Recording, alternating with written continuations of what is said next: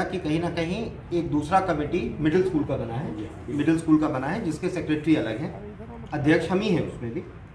तो वो लोग हमारे पास भी आए तो हमने भी लगा कि भाई ठीक है, अगर उस चीज़ की ज़रूरत है, अगर दो कमेटी की स्कूल में ज़रूरत है और अगर का बायलॉज है पूरा, अगर बायलॉज फॉलो हुआ है और पूरा जो कमेटी है अगर वो इसके लिए ठीक है तो हमें कोई भी आपत्ति नहीं है स्कूल के हित के लिए जो भी काम हो।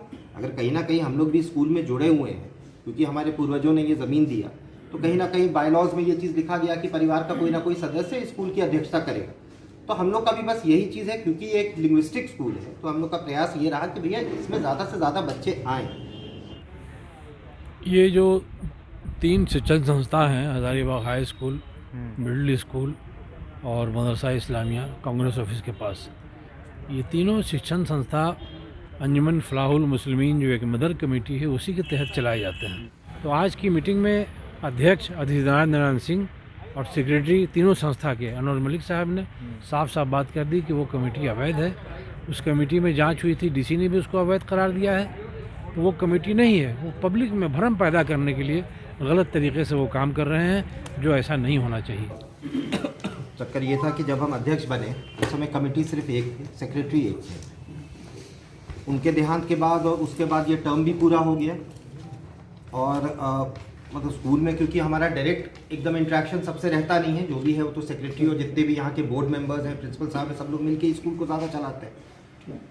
तो उसके बाद हमारे पास ये चीज़ का नॉलेज आया कि कहीं ना कहीं एक दूसरा कमेटी मिडिल स्कूल का बना है जिसके सेक्रेटरी अलग हैं, अध्यक्ष हम ही हैं उसमें भी।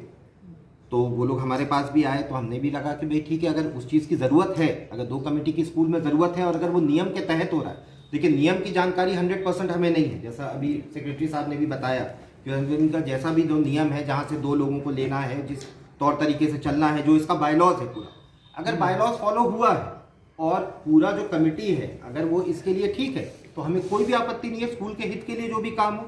अगर कहीं ना कहीं हम लोग भी स्कूल में जुड़े हुए हैं क्योंकि हमारे पूर्वजों ने ये ज़मीन दिया, तो कहीं ना कहीं बायलॉज में ये चीज़ लिखा गया कि परिवार का कोई ना कोई सदस्य स्कूल की अध्यक्षता करेगा। तो हम लोग का भी बस यही चीज़ है, क्योंकि एक लिंग्विस्टिक स्कूल है तो हम लोग का प्रयास ये रहा कि भैया इसमें ज़्यादा से ज़्यादा बच्चे आएँ। उर्दू मीडियम स्कूल या कोई भी लिंग्विस्टिक स्कूल में चलने में आजकल बहुत ज़्यादा कठिनाई होता है। ये बात आप लोग भी सहमत होंगे कि आजकल आप अगर गवर्नमेंट स्कूल में भी जाइएगा तो वहाँ पे भी आपका अंग्रेज़ी पे बहुत ज़्यादा महत्व दिया जा रहा है, हिंदी पे भी उतना महत्व नहीं दिया जा रहा है, जो सही नहीं है। तो लिंग्विस्टिक स्कूल में अगर बच्चे आ रहे हैं तो कहीं ना कहीं उनके पास स्कोप बहुत कम है, आगे बढ़ के यहाँ से निकलने के बाद उनके पास स्कोप बहुत कम है। उन बच्चों का भी अगर ठीक से शिक्षा नहीं हो पाए, अगर पूरे अध्यापक उनको नहीं मिल पाए, जैसे 200 बच्चों का यहाँ का स्ट्रेंथ है, तो ये तो हमारा जैसे राज्य सरकार से भी मांग है कि भाई जो उनके भी बायलॉज में होगा कि आप अगर स्टूडेंट 200 भी हो या स्टूडेंट 100 हो या 500, आप जो भी टीचर्स को अलॉट करिएगा, अगर किसी को साइंस पढ़ना है तो उसको साइंस का ही टीचर पढ़ाएगा, उसको मैथमेटिक्स का टीचर तो पढ़ा नहीं सकता। जो मैथमेटिक्स वाला है वो सोशल साइंस तो पढ़ा नहीं सकता, ये तो संभव नहीं। तो कहीं ना कहीं सरकार को भी इसमें देखना होगा। डीएससी साहब से हमारा मुलाकात नहीं है, उनसे भी हम जाके पर्सनली मिलेंगे कि भाई जो भी मैटर है, जैसे हमारे हाई स्कूल के जो हैं प्रिंसिपल मिडिल स्कूल के, उनका सैलरी रोका हुआ है बहुत टाइम से। तो भाई अगर आपको लग रहा है कि कुछ गलत हुआ है तो उस चीज़ का जवाब आप भी दीजिए, उसके ऊपर हम लोग भी अपना इंक्वायरी बैठाएंगे। आपको कोई अगर इंक्वायरी कमेटी बैठाना है तो आप बैठाइए। कोई क्या इंक्वायरी का कमेटी बैठाएगा उनके साइड से? अभी तक नहीं, कुछ नहीं, कोई इंक्वायरी। तो भाई अगर किसी ने भी कोई आरोप लगाया है तो डेफिनेटली अगर उस चीज़ को आपको सिद्ध करना है तो कोई ना कोई तो कमेटी तो आप बनाइए। उसी रिपोर्ट पर कमेटी के रिपोर्ट जब ये 2 कमेटी बने उसके बाद से वाद विवाद बहुत ज़्यादा बढ़ गया। तो उस समय इसके पहले भी डीसी साहब के निर्देश पे यहाँ पे एक जांच कमेटी आई थी, उस पर भी हमने वही चीज़ ही बोला था कि आप बायलॉज को देख लीजिए। हम बायलॉ नहीं है, हम तो अध्यक्ष बने हुए हैं, बाय डिफ़ॉल्ट हम तो अध्यक्ष हैं। आप बायलॉज को देख लीजिए, जो कमेटी बायलॉज के हिसाब से ना हो उस कमेटी को आप रद्द कर दीजिए। हो गया, सिंपल है, उसमें तो कोई हमारा या किसी का भी हस्तक्षेप नहीं है। जो बायलॉज बना होगा वो कोई नया बायलॉज तो बना नहीं है। बायलॉज बना कब है? पुराना बना हुआ है, उसका भी सारा कागज उनको दिया गया था। हमारा बस यही उद्देश्य था कि जो भी लोग संगठित रहें, जो भी कमेटी में रहें, सब लोग मिलके स्टूडेंट्स के हित के लिए करें।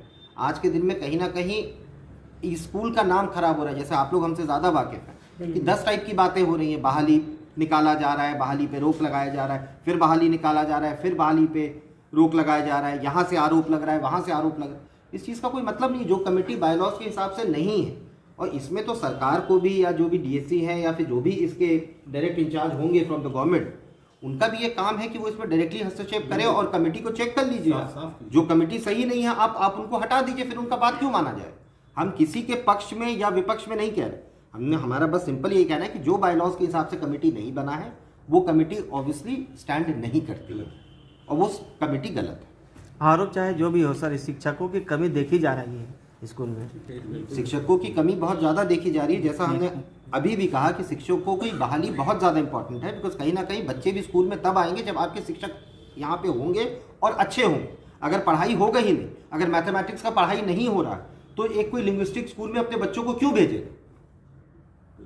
जहाँ पे आपके सरकारी स्कूल भी है तो वहाँ पे लिंग्विस्टिक स्कूल में बच्चों को क्यों भेजा जाएगा अगर आपके पास प्रॉपर शिक्षक है ही नहीं तो।